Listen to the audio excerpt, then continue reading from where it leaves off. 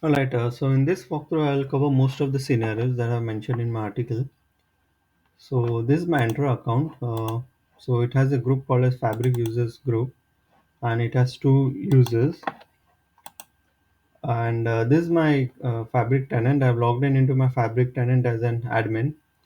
So so that lakehouse that we are where we are going to test our security setup is called as lakehouse underscore one. Now this lakehouse underscore one belongs to a workspace called my underscore workspace. Right, so this this group has two users, fabric user underscore one and fabric user underscore two. So I've logged in into SSMS through the SQL endpoints of lakehouse underscore one. All right, so to get started, I'll first add the group fabric users group as a user to this lakehouse. So okay, at this stage, I won't grant any endpoint access, SQL endpoint access to this group. I'll click grant. Okay. So now we have this group as a user for Lakehouse 1. Next thing I'll do is that I'll log in into the Fabric tenant as one of the users of the group. So I can either use Lakehouse underscore 1 or Lakehouse underscore 2. So I'll use this a private window because sometimes the logins get mixed up. So it's better to do it through a private window or incognito window if you are using Chrome. I'll log in as an user underscore 1.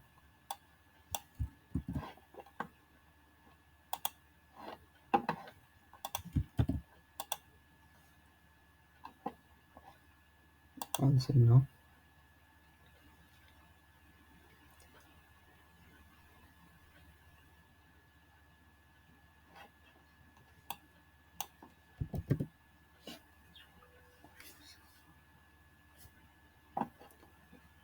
So when you grant access for objects to a group or users, so those objects are shared with the users or users in the group.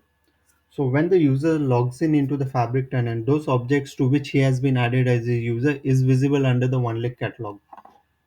So we have to navigate to OneLake catalog. So so where is it? So here is the OneLake catalog. So once you navigate to OneLake catalog, the objects that user is granted access to is visible under the OneLake catalog.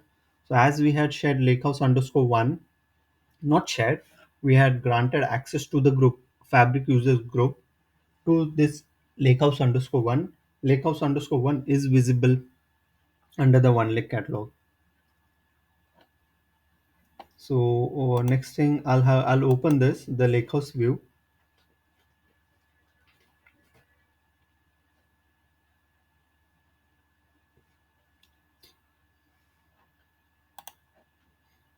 Okay, so so now none of the objects or data is visible for this user under the lakehouse view. So we'll log in, we'll switch to the SQL endpoints view. So even though we had granted read access, the user has no access to the underlying data or objects. So I'll explain why that is the case. But another one interesting thing is that we haven't granted any SQL endpoints access to this user to the group. All right. So one interesting thing is that the objects are visible under the SQL endpoint view, but in the lakehouse view, the none of the objects was visible. Okay. So at least the objects are visible here. Let's check the data if it's visible for the user. No, the data isn't visible to the user. And let's check it for table 2 as well. Okay, there's no data visible to the user, right? And I'll explain why this is the case when you switch on to the lakehouse view, neither the objects nor the data is visible to the user. All right, so I'll log out from here. Let's sign out. Switch to the admin access. So let's do one thing. Let's add this group as an viewer. Let's grant him a viewer access. I mean the least privilege access. at the workspace level. So I'll say add. Let's go back to our window here. App.fabric.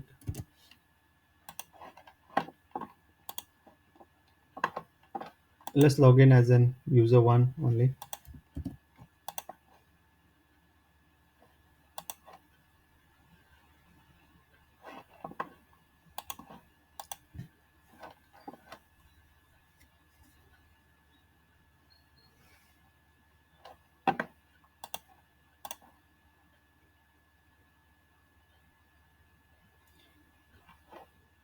Will one link.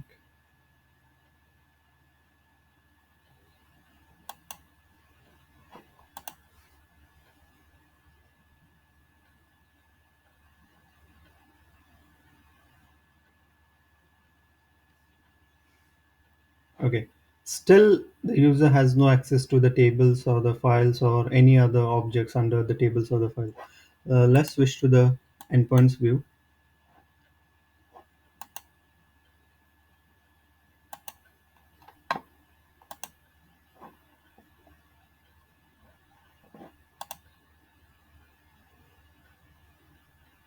Remember, we haven't explicitly granted SQL endpoint view access to the user. We have granted viewer access view at the workspace level to the group. Okay. Now as you can see, now the SQL data, the data is visible through the SQL endpoint view. All right. So I'll explain why the lakehouse view data through the lakehouse view is still not accessible to this user. Okay. So let me remove this. I'll revoke this access viewer. Okay. So basically, what happens is that whenever a new lakehouse is created, right, a default role called as the default reader is created, and any user or group having access read all or above is auto assigned as a member to that role. Okay, so let me show that by creating a new lake house. Okay, we'll go to the workspace. We'll say okay, we can do it from here. We'll say new item. I'll say lake house. We can say temp. Okay, we can go a temporary lake house. I'll say create.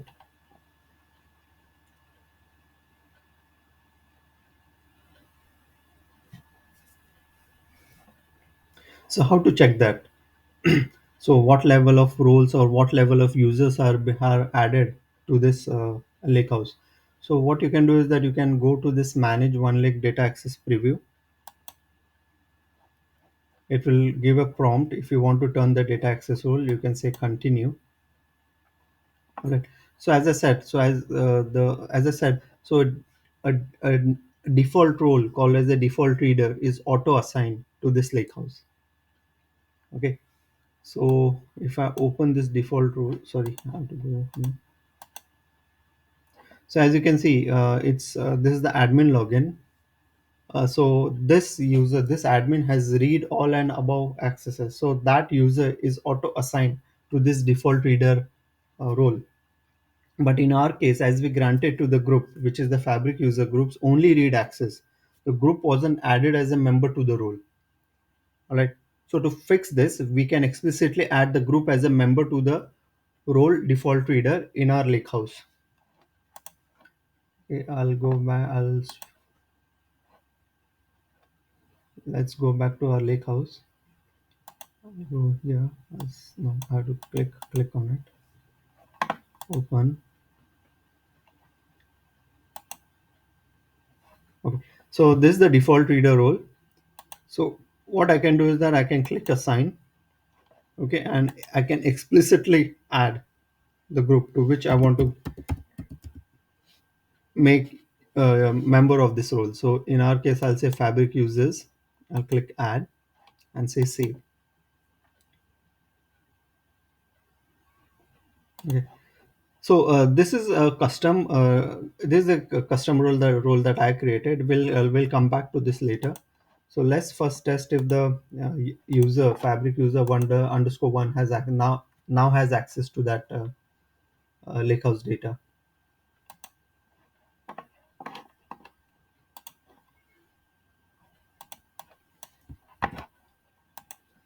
Yep, not. You can do it through, like, you can check the setup using either of the users, like user underscore one or user underscore two.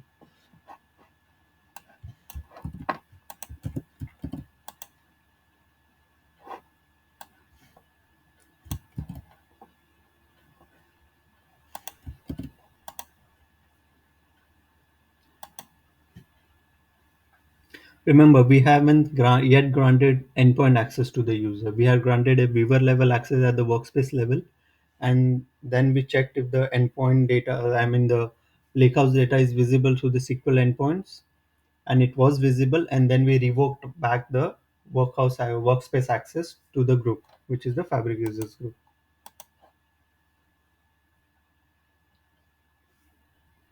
Okay, now the Lakehouse one should be available under the recent items. So no need to like navigate through One Lake catalog.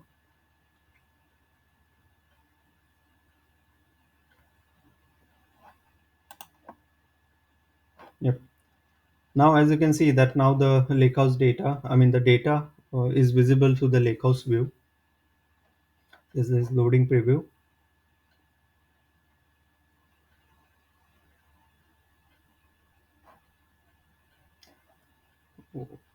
There are only 24 rows. I'm unsure why this is taking this long. Okay. We're now switch back to the SQL endpoint view. Now no data should be visible because we had revoked our viewer access at the workspace level, right? So now no data should be visible in the SQL endpoint view.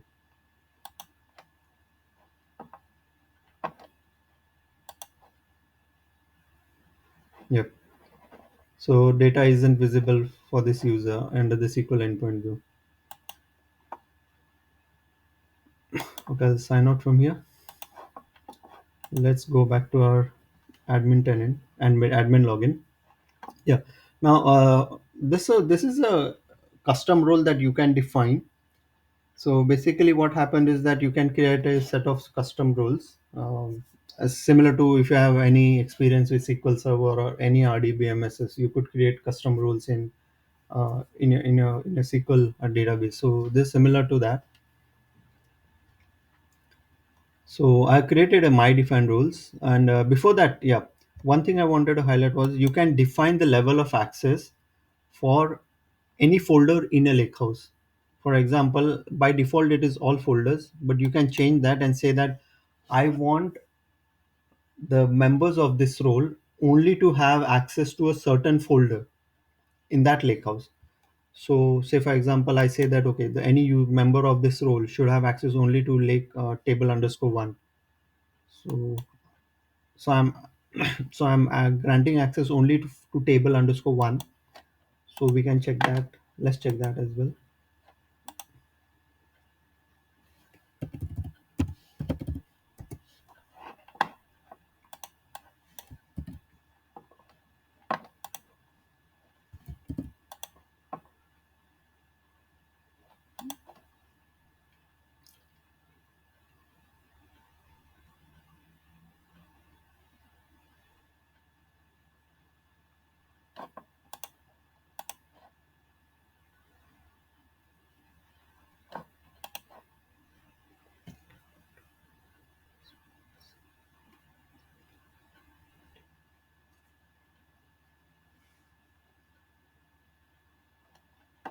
Yeah. As you can see that now the user's access is limited only to table underscore one. But for other table, yeah, he can view the items that exist under the table underscore two. Like he can view the files and all that. But fortunately, he can't do anything with it. I mean, he can't download it. He can't view the data out from it. Now let's switch to the SQL endpoint view.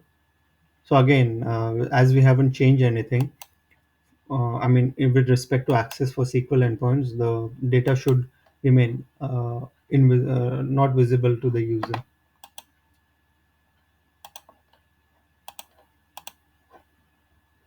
Yeah.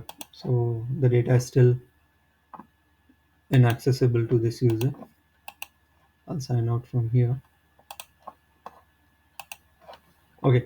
Yeah. Coming back to this custom rules. So what you can do is that you can create a different set of custom roles wherein a particular user is member of different custom roles. Okay, for example, like in the default role, what I've done is that I've made uh, access to access for any member of this role limited to table underscore one. So what I can do is I can go back to my custom role and I can say that any member, that is any user that's member of this group, should have access limited to table underscore two. Right. So I say save, and then here you can add another set of users or another set of groups. Okay. So one interesting thing that I wanted to highlight here was that now let's do something little weird. So Fabric users group is a member of default reader role. All right, and Fabric user 1 and 2 are the users of that group, Fabric users. Okay, so what I'll do is that I'll go to my defined role, I'll assign one of the users, that is user underscore Fabric users group, and explicitly add that user as a member of this role. All right, so in this what I'll do, I'll say okay, I want Fabric user underscore 2, okay, as an user to this group, as a member to this role. Sorry, I keep getting confused between users, groups, roles, and members. Okay, so now what happened here is that the default reader role has access to table 1, and Fabric underscore 2 is a member of the Fabric users group. Sorry, and here I have said that this defined role should have its access limited only to table underscore 2, and have added Fabric user 2 as a user, as a member to this role. So logically, Fabric user 2 should now have access to both the tables, both the tables, that is Lakehouse table 2 and table 1, right? So let's go back to our private window. And, let's log in as two users, like let's log in as user 1 and user 2 at the same time. Say other account.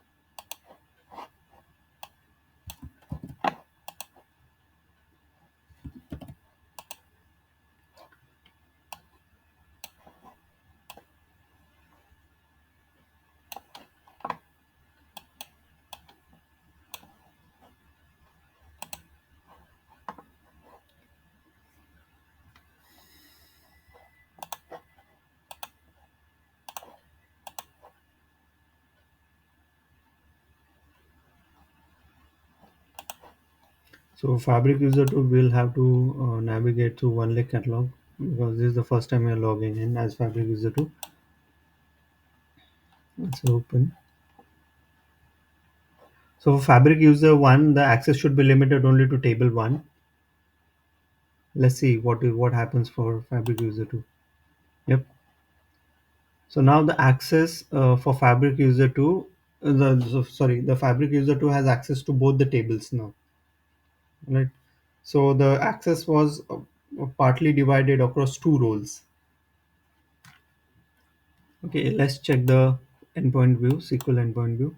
Again, the data should no data should be visible for Fabric user 2 as well, because we haven't granted any SQL endpoint access to the group or explicitly to any of the users of the group. Yep, so no data is visible here for, let's do a quick check for user 1 as well.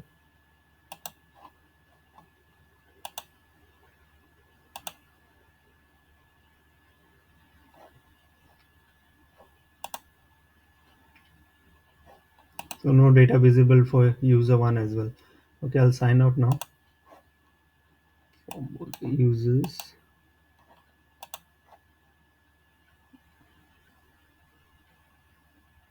Is it signed out? I guess so. Okay. So now what I'll do is I'll go back to my Lakehouse permissions, and I will grant SQL endpoints view. Sorry, SQL endpoint access. I'll go to permission. I'll go here. I'll retype. I'll add the group, and this time I'll click read all SQL endpoints data. I'll go back to private window. Now let's test it only for one user because testing for two users is taking time. So I will log in as an fabric user underscore one.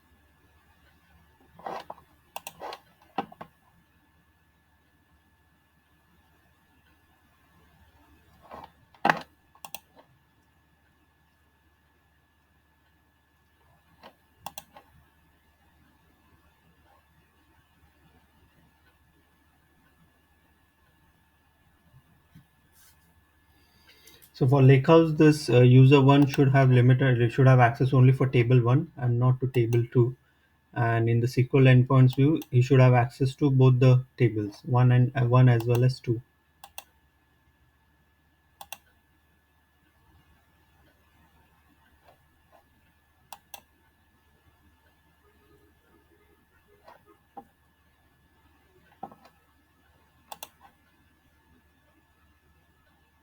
Yep. So data is visible for one and two for this user. So when you go back, when you log in into SSMS, so one interesting thing is that even though SQL endpoint view was granted to the user, no user with that group name or a username is created, right? So I think it's not possible to trace like who has logged in, who has logged out from the SQL and through SSMS at least. I'm unsure if like it can be traced to SQL profiler or something like that. The user activity, because I don't see a user getting created here. All right. Now what we'll do is that just in case if you want users, no, you don't want to grant SQL endpoint access to the users, right? And no lakehouse accesses to the users. Okay, but you do want the users to be able to view data through the SQL endpoints without granting them any explicit SQL endpoint access. So how that can be done? So I'll show that to you. I'll just delete this user, remove access. Say okay. So now these users are gone. Okay, so as I mentioned in my article, so that what you can do is that you can grant schema access. So